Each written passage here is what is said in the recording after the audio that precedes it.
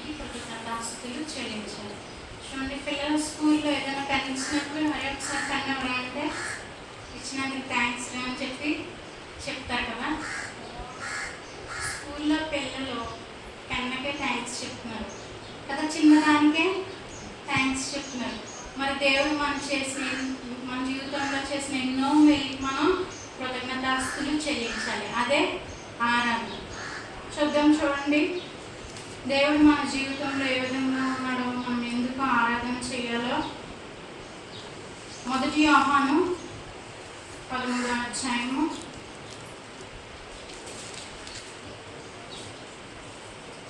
16వ వచనం.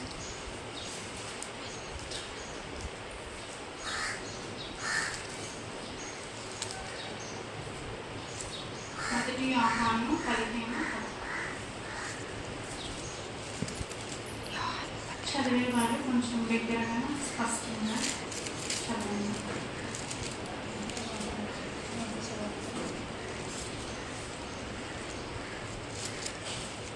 ఓకే, క్షమించండి. యోహాను 15.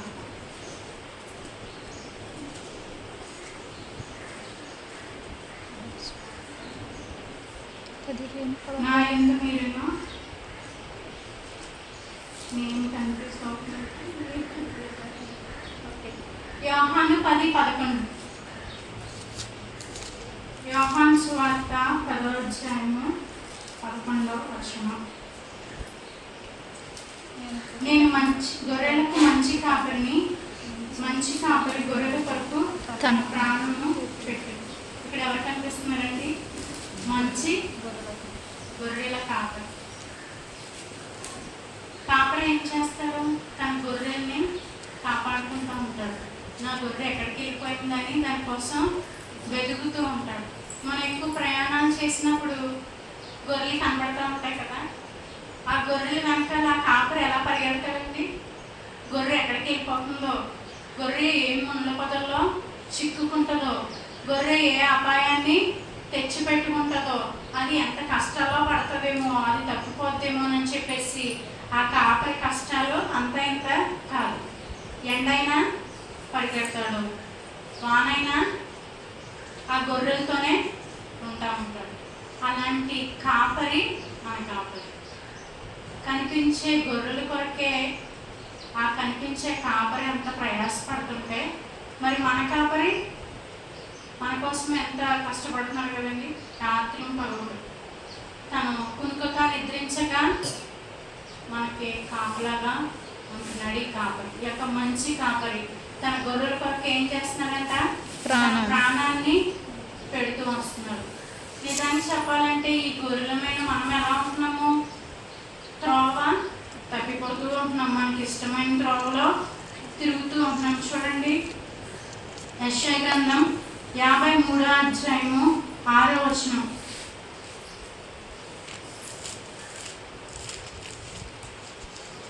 యెషయా గ్రంథము 53వ అధ్యాయము 6వ వచనం. మనమందరము గొర్రెల వలె త్రోవ తప్పిపోయి మనలో ప్రతివాడును తనకిష్టమైన త్రోవకు తొలగెను. యెహోవా మనందరి దోషమును అతని మీద మోపెను. మనం ఎలా ఉన్నామంట? గొర్రెల వలె త్రోవ తప్పిపోతున్నామంట. మనకి ఇష్టమైన త్రోవలో, కొంతమంది సీరియల్ అనే త్రోవ, కొంతమంది సినిమాలనే త్రోవ, కొంతమంది నానా విధములైన త్రోవలతో తనకి నచ్చినట్టు జీవిస్తున్నారు. అలాంటి మన కొరకు ఈ గొర్రెల మీద మన కొరకు ఆయన ఏం చేస్తున్నారంట? ప్రాణం పెడుతున్నారంట. మంచి కాపరిగా మన జీవితాల్లో ఉంటున్నాడు. మంచి కాపరి ఏం చేస్తున్నాడు? తన కొరకు, తన గొర్రెల కొరకు ఆయన ప్రాణం పెడుతున్నాడు. అలా ప్రాణం పెట్టే వాళ్ళు ఎవరైనా ఉన్నారండి? ఎవరూ లేరు. కొంచెం సాయం చేయమంటే చేస్తారు, కొంచెం మనం ఏదన్నా హెల్ప్ ఇవ్వమంటే ఇస్తారు, కానీ సాయం చేయమంటే ఎవరో సాయం చేయరు. సరైన ఆకులు వచ్చినప్పుడే ఆదుకోరు, ఇంకా ప్రాణం ఏం పెడతారు కదా? ప్రాణం పెట్టరు. కానీ ఈ దేవుడు మంచి కాపరిగా మన జీవితాల్లో ఉంది. తన ప్రాణాన్ని అర్పిస్తున్నాడు. కన్న కొడుకులే ప్రాణం పెట్టరు, కన్న కూతురులే ప్రాణం పెట్టలేని రోజు ఇలాంటి పరిస్థితుల్లో దేవుడు మన వరకు ఏం చేస్తున్నాడంట? ప్రాణం పెడుతున్నాడంట. మంచి కాపరి గొర్రెల కొరకు తన ప్రాణం పెట్టెను. జేతగాడు గొర్రెల కాపరి కాడు గనుక గొర్రెలు తనవి కానందున తోడేలు వచ్చి చూసి గొర్రెలను విడిచిపెట్టి పారిపోవును. తోడేలు ఆ గొర్రెలను పట్టి చెదరగొట్టును. జీతగాడు కూడా కాపరే, జీతం తీసుకునేవాడు కూడా కాపరే. కానీ ఏం చేస్తాడు? జీతగాడు నెలకు వచ్చేసరికి జీతాన్ని ఆశిస్తాడు. గొర్రెలు ఎలా పోతున్నాయో అని పట్టించుకోడు. గొర్రె ఎటు తప్పిపోతుందని పట్టించుకోడు. నెల వస్తే నాకు జీతం వస్తే సరిపోద్ది అని ఆలోచిస్తున్నాడు. అతను కూడా కాపరే, కానీ ఆ కాపరిలో ప్రాణం పెట్టే లక్షణాలు ఉన్నాయా? లేవు. మన కోసం కనిపెట్టుకునే లక్షణాలు ఉన్నాయా? లేవు. కానీ ఈ కాపరి ఏం చేస్తున్నాడంటే మన కోసం ప్రాణం పెడుతున్నాడు. జీతగాడు కూడా ఉన్నాడు, కానీ జీతగాడు తోడేలు వచ్చినప్పుడు దాన్ని రక్షించడు, ఆ గొర్రెను కాపాడాడు. చూడండి, యేసుక్రీస్తు వారు 99 గొర్రెలు ఉన్నా సరే ఆ 100వ గొర్రె, ఒక్క గొర్రె కోసం ఆయన ఏం చేస్తున్నాడు? పరుగులు పెడుతున్నాడు. నా గొర్రె ఎక్కడ ఉంది, ఎక్కడ నశించిపోతుంది, ఎక్కడ తప్పిపోయింది, ఏ దారిలో తొలగిపోయిందని చెప్పేసి మన కోసం పరుగులు పెడుతున్నాడు ఈ యొక్క మంచి కాపరి. ఇలాంటి మంచి కాపరిని మనం కలిగినందుకు మనం ఏం చేయాలి? ఆరాధన తప్పకుండా చేయాలి.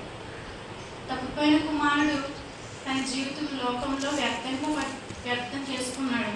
వ్యసనానికి గురవుతూ వచ్చాడు. చివరికి ఎక్కడికి వచ్చాడు? తన తండ్రి దగ్గరికి చేర్చబడ్డాడు. మనం కూడా ఎన్ని తప్పులు చేసినప్పుడు దేవుడు మనల్ని క్షమించి మనల్ని సరిచేసి చక్కని మార్గంలో మనల్ని పెడుతూ వస్తున్నారు. కాబట్టి మొదటిగా ఈ కాపరి మంచి కాపరి. మంచి కాపరి తన గొర్రెల కొరకు ప్రాణం పెట్టాడు. ప్రాణం పెట్టేవారు ఎవరు లేరు. స్నేహితులు కూడా ఎవరో ప్రాణం పెట్టారు. కానీ ఈ దేవుడు నీ కొరకు నా కొరకు ఈ యొక్క భూలోకానికి వచ్చి ఈ గొర్రెలమైన మన కొరకు తన ప్రాణాన్ని బలిగా అర్పిస్తూ వచ్చినాడు. కానీ జీతగాడైతే తన జీతం కోసమే చూసుకుంటున్నాడు. కానీ ఈ ప్రభు మన కొరకు ప్రాణం పెట్టిన వాడిగా ఉంటున్నాడు. కాబట్టి మనం ఈ మంచి కాపరి కొరకు మనం ఏం చేయాలండి? ఆరాధన చెల్లించాలి. మన జీవితంలో ఒక మంచి కాపరిగా ఉంటున్నందుకు మనల్ని కాచుకునేవారు ఎవ్వరు ఉండరు. ఇవి ఎక్కడికి వెళ్ళిపోయిందో ఏంటని ఆలోచించేవారు ఎవరో ఉండరు. ఆరా తీసేవారు ఎవరో ఉండరు. కానీ ఈ కాపరి అయితే మనం ఎక్కడికి వెళ్తున్నా మనకి ముందుగా నడుస్తూ మన మార్గాన్ని సరళం చేసేవాడిగా ఉంటున్నాడు. చూడండి, 15వ వచనం చదవండి. తండ్రి నన్ను ఎలాగూ నెరుగును, నేను తండ్రిని అలాగూ నెరుగుదును. అలాగే నేను నా గొర్రెలను ఎరుగుదును, నా గొర్రెలు నన్ను ఎరుగును, మరియు గొర్రెల కొరకు నా ప్రాణమును పెట్టుచున్నాను. ఈ యొక్క మంచి కాపరి ఏం చేస్తున్నాడంటే తన గొర్రెల కొరకు ప్రాణం పెడుతున్నాడంట. ఈ యొక్క కాపరి గొర్రెలను కాచుకుంటున్నాడు. అలాగే ఆ గొర్రెలు కూడా ఏం చేయాలి? తన కాపరి ఎక్కడ ఉన్నాడని చూసుకుంటూ ఉండాలి వద్దండి? నా కాపరి ఎక్కడ ఉన్నాడని చూసుకోకుండా ఉంటే ఆ గొర్రె ఏమైపోతే ఆపదలు పడిపోతే, ముళ్ళలో చిక్కుపోతే, ఆ గొర్రెను అనుసరించకపోతే, ఆ గొర్రె ఆ కాపరిని అనుసరించకపోతే తన జీవితము అక్కడితోనే అయిపోతుంది. కాబట్టి ఈ యొక్క కాపరి ఏ విధంగా అయితే తన ప్రాణాన్ని పెడుతున్నాడో అలాగే గొర్రెలు కూడా తన తండ్రి కొరకు కనిపెట్టుకుంటూ ఉండాలి. అదే మనం ఆరాధన చేయాలి. మన దేవుడు మన కోసం ఇంత చేస్తున్నారు కానీ మనం గుర్తించి ఏం చేయాలి? దేవునికి ఆరాధన చెల్లించే భక్తులమై ఉన్నాం. చూడండి, నెక్స్ట్ హెబ్రీయులకు రాసిన పత్రిక 13వ అధ్యాయం 20వ వచనం. రెండవదిగా దేవుడు మనకి ఏ విధంగా ఉంటున్నాడో. హెబ్రీయులకు రాసిన పత్రిక 13వ అధ్యాయము 20వ వచనం. గొర్రెలు గొప్ప కాపరి అయిన యేసు అను గొప్ప కాపరి అయిన యేసు అను మన ప్రభువును నిత్యమైన నిబంధన సంబంధము రక్తమును బట్టి మృతులలో నుండి లేపిన సమాధానకర్త దేవుడు యేసుక్రీస్తు ద్వారా తన దృష్టికి అనుకూలమైన దాన్ని మనలో జరిగించు ప్రతి మనుష్యులను తన చిత్త ప్రకారం చేయుటకు మిమ్మును సిద్ధపరచును గాక. ఇక్కడ చూడండి, 2వ వరుసలో ఉంది. నిత్యమైన నిబంధన సంబంధము రక్తము బట్టి మనం ఆరాధించాలి. ఈ యొక్క రక్తం, ఈ యొక్క కాపరి రక్తము పరిశుద్ధమైంది. చూడండి, మామూలుగా ఉండే గొర్రెలు అవి ఆ రక్తం ఎలా ఉంటుంది? కలుషితమైంది. ఆ యొక్క రక్తము పరిశుద్ధమైంది కాదు. కానీ ఈ యొక్క గొప్పరి కాపరి రక్తము, ఆ యొక్క రక్తం ద్వారా మనల్ని విమోచించుకుంటూ వచ్చినాడు, మనల్ని కడిగి పవిత్రపరుస్తూ వచ్చాడు. హెబ్రీయులకు రాసిన పత్రిక 9వ అధ్యాయము 14వ వచనం.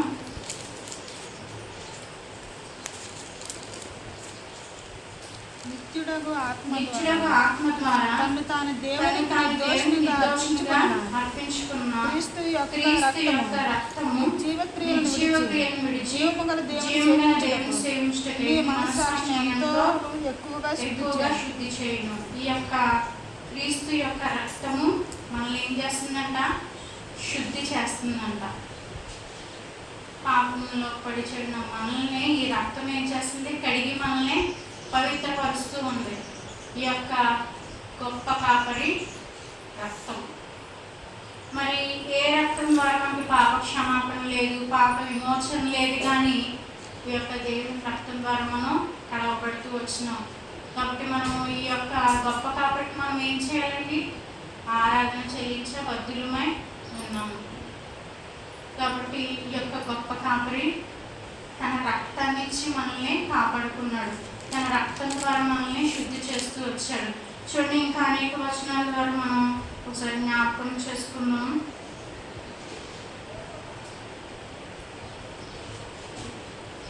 మొదటి తిమోతికి రాసిన పత్రిక 2వ అధ్యాయము 6వ వచనం.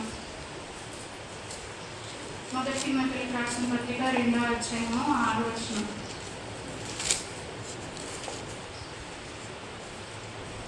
నేను అందరి కొరకు విమోచన క్రయధనముగా తను తానే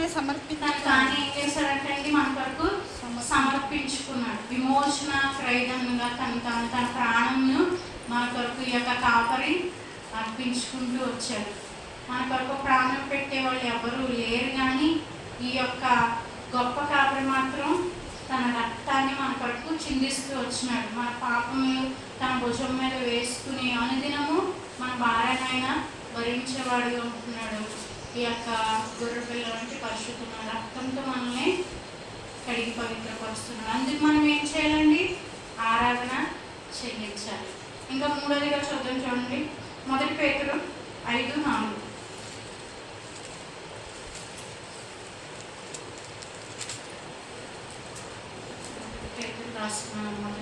పేతురు రాసిన మొదటి పత్రిక 5వ అధ్యాయం 4వ వచనం. ప్రధాన కాపరి ప్రత్యక్షమైనప్పుడు మీరు వాడబారిన మహిమా కిరీటము పొందుదు. ఈ మూడో కాపరి ఎవరంటండి? ప్రధాన కాపరి. మొదటి కాపరి మంచి కాపరి, తన గొర్రెల కొరకు ప్రాణం పెట్టను. రెండవ కాపరేమో తన గొర్రెల కొరకు తన రక్తాన్ని చిందించి తను తానే అర్పించుకుంటూ వచ్చాడు. ఈ యొక్క మూడో కాపరి ప్రధాన కాపరి ప్రత్యక్షమైనప్పుడు మనకి ఏం చేస్తారంటే వాడబారిన మహిమా కిరీటం మనకు సిద్ధం చేసి ఉన్నారు. మరి ఆ యొక్క కిరీటం పొందుకోవాలని వద్దండి. మరి మన ప్రయాసం అంతా ఏంటో కిరీటం కొరకే కదా. మన యొక్క యాత్ర జీవితంలో మనం సన్నిధికి వచ్చేది, మనం ప్రార్థన చేసేది, మనం ఆరాధన చేసేది, వీటి క్రైస్తవులు మనం పిలుచుకునేది ఎందుకు? ఈ యొక్క నిత్య రాజ్యం కొరకు, ఈ యొక్క వాడబారిన మహిమా కిరీటం కొరకు మనం ఉంటూ వస్తున్నాం. కాబట్టి ఈ యొక్క కిరీటం ఇస్తున్న దేవునికి మనం ఏం చెల్లించాలండి? ఆరాధన తప్పకుండా చెల్లించాలి. మన జీవితంలో ఈ యొక్క గొర్రెల కాపరి అటు రీతిగా ఉంటున్నాడు. చూడండి, 100వ అధ్యాయం, కీర్తనలు 100వ అధ్యాయము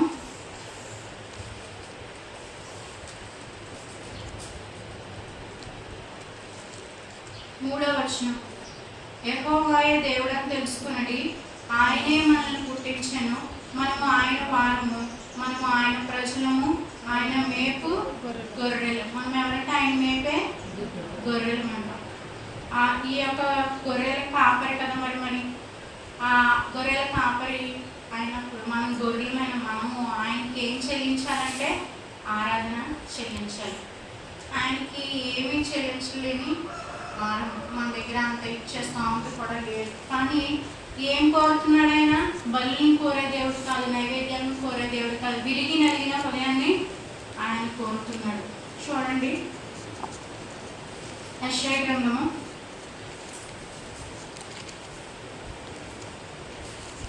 66వ అధ్యాయం 1వ వచనం. యెషయా గ్రంథము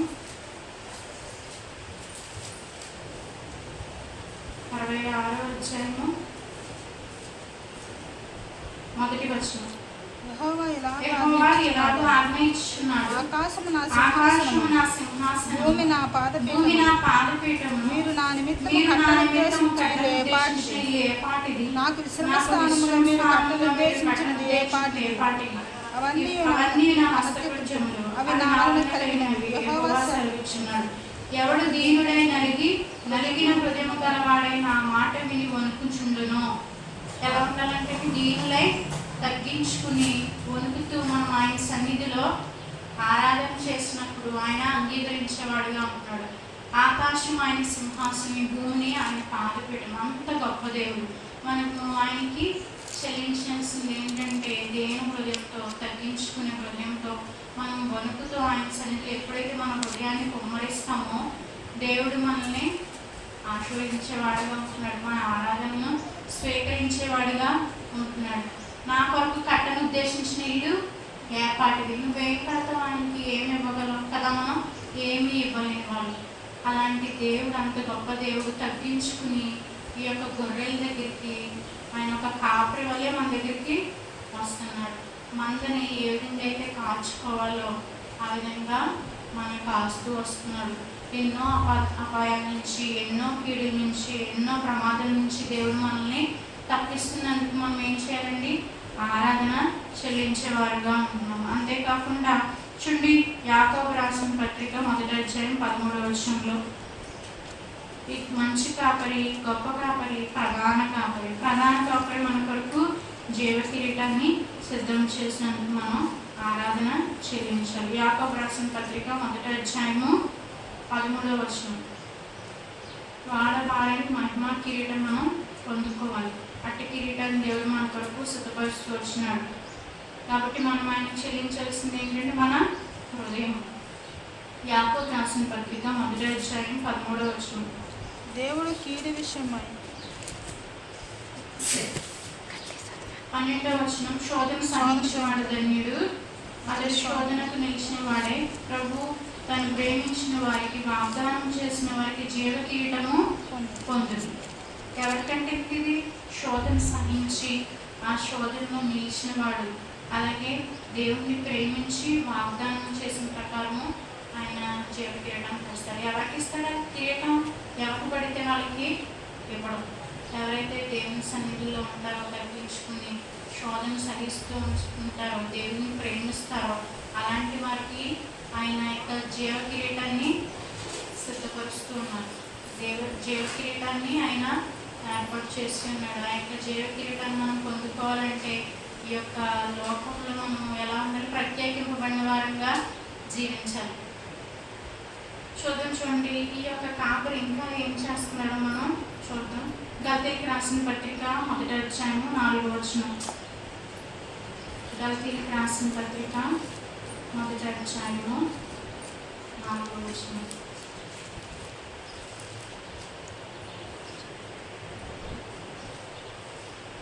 గల్తీయులకు రాసిన పత్రిక 1వ అధ్యాయము 4వ వచనం. మన తండ్రి అయిన దేవుని చిత్త ప్రకారము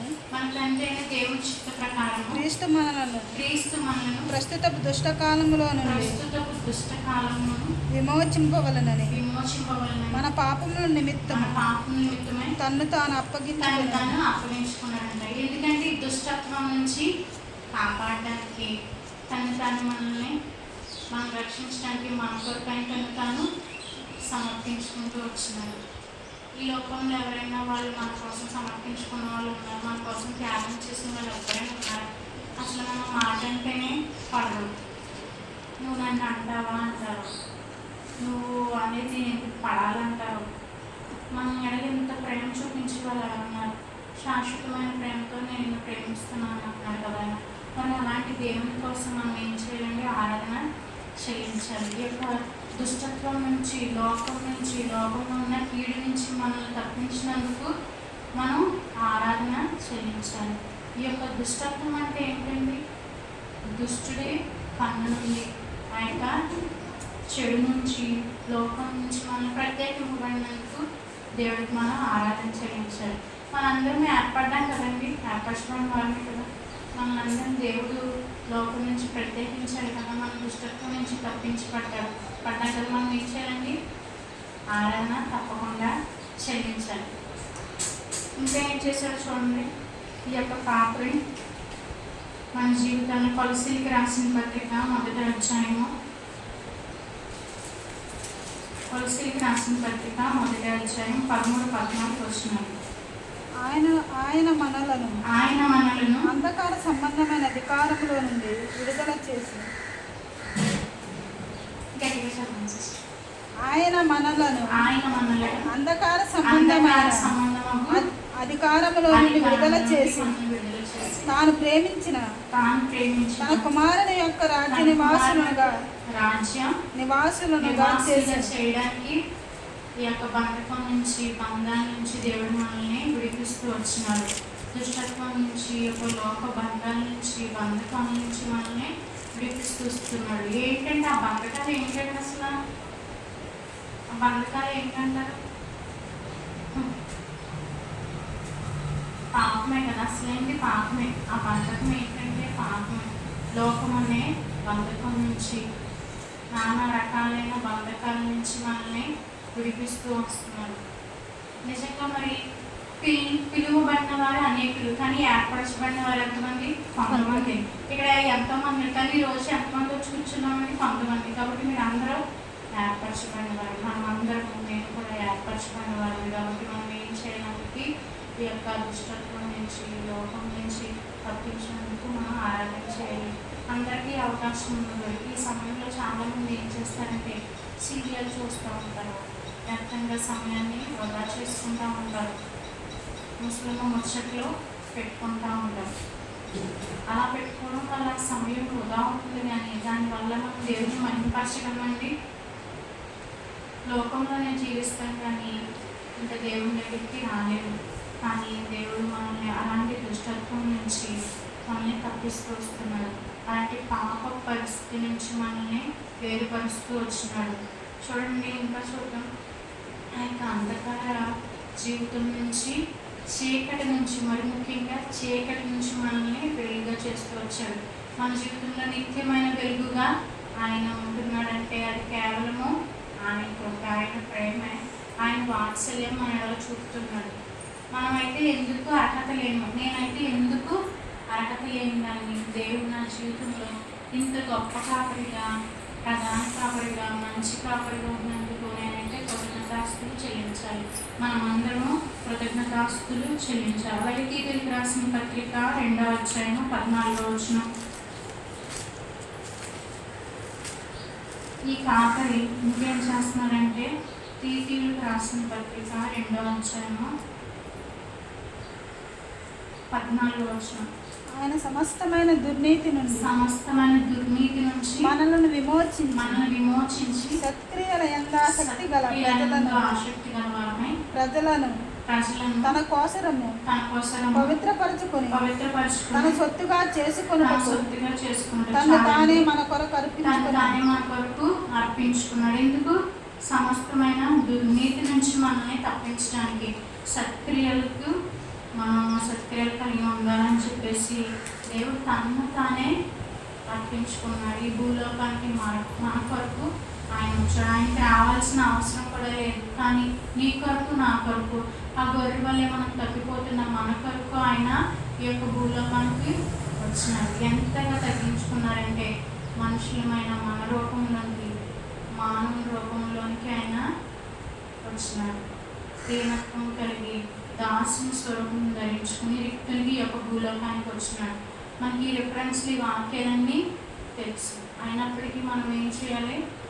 వాటిని జ్ఞాపకం చేసుకుని మనం ఆరాధన చెల్లించబద్దులమై ఉన్నాం. చూడండి, ఈ గొర్రెల పరిస్థితి ఎలా ఉంది? మరి ఈ గొర్రె పరిస్థితి ఎలా ఉంది?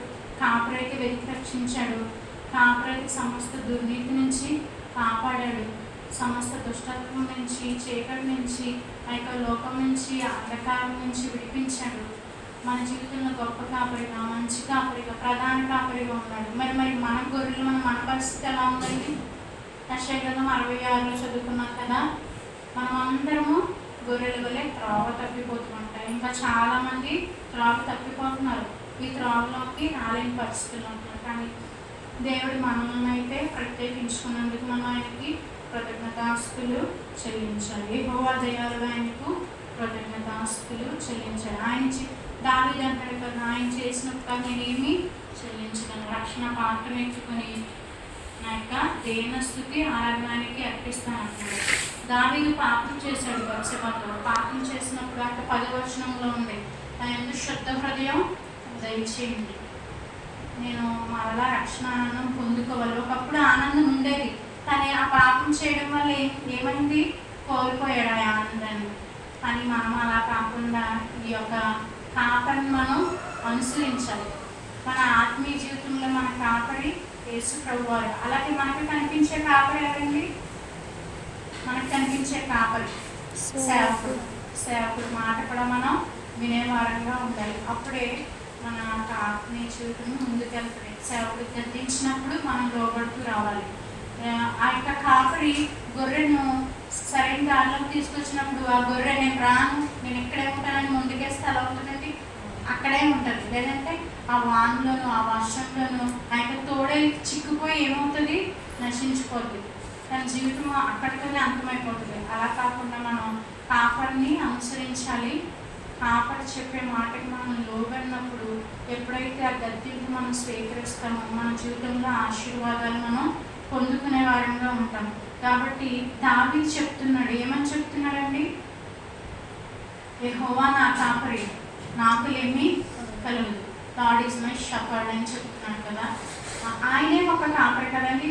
దావీదు ఒక గొర్రెలు కాపరి కదా, గొర్రెలు కాసుకునేవాడు, ఆ మందని మేపుకునేవాడు. అలాంటి కాపరి యెహోవా నా కాపరిని అతను సెలవిస్తున్నాడు. మరి మన జీవితంలో ఆయన కాపరిగా ఉంటున్నాడా, మీ జీవితంలో కాపరిగా ఉంటున్నాడండి?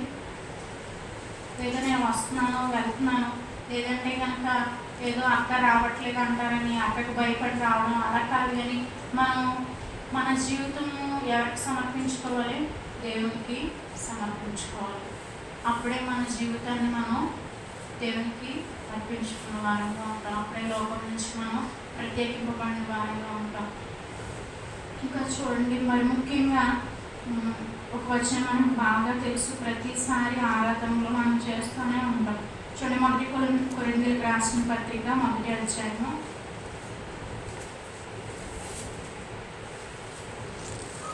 1 కొరింథీయులకు రాసిన పత్రిక 1వ అధ్యాయము 27, 29 వచనాలు కలిపి ఉన్నాయి. అందరం కలిసి చదువు. ఏ శరీరం దేవుని పరిశుద్ధులైనట్లు జ్ఞానులను సిగ్గుపరచుటకు ముఖమును ఉండేవారి వారిని ఏర్పరచుకున్నాడు. బలవంతులను సిగ్గుపరచుటకు ముఖమును దేవుడు పరుచుకున్నాడు. లోకంలో నుంచి వెళ్ళిన వారిని తృణీకరింపబడే వారిని ఎన్ని తెలియని వారిని దేవుడు ఏర్పరచుకునేది.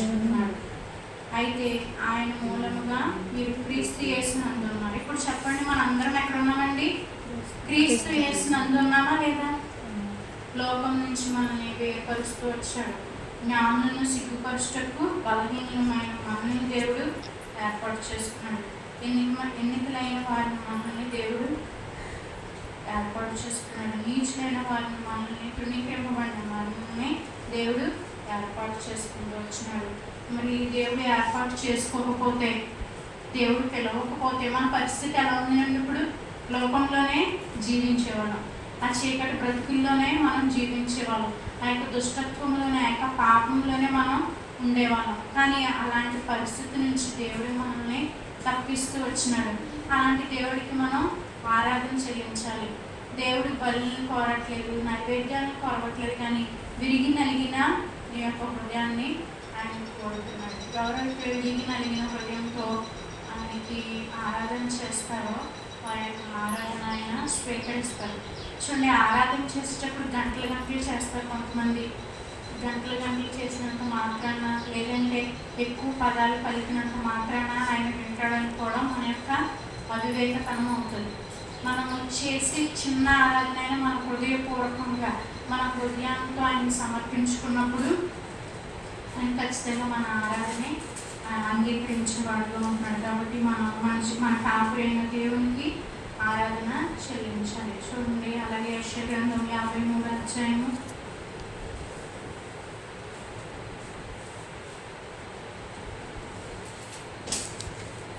యెషయా గ్రంథం 53 అధ్యాయము. ఈ యొక్క 53 అధ్యాయం అంతా ఆయన తృణీకరింపబడిన వాడుగాను, ఆయన వ్యసనములు వహించిన వాడుగాను, బాధింపబడిన వాడుగాను, అతిక్రమలను గాయపరచబడిన వాడుగాను, దోషమును నలుగుగొట్టబడిన వాడుగాను, సమానార్థమైన శిక్షణ అతని మీద వేసుకున్న వాడుగాను, ఎంతో మన కొరకు గాయపడిన విధంగా ఈ యొక్క 53 అధ్యాయంలో కనపడుతూ ఉంటుంది.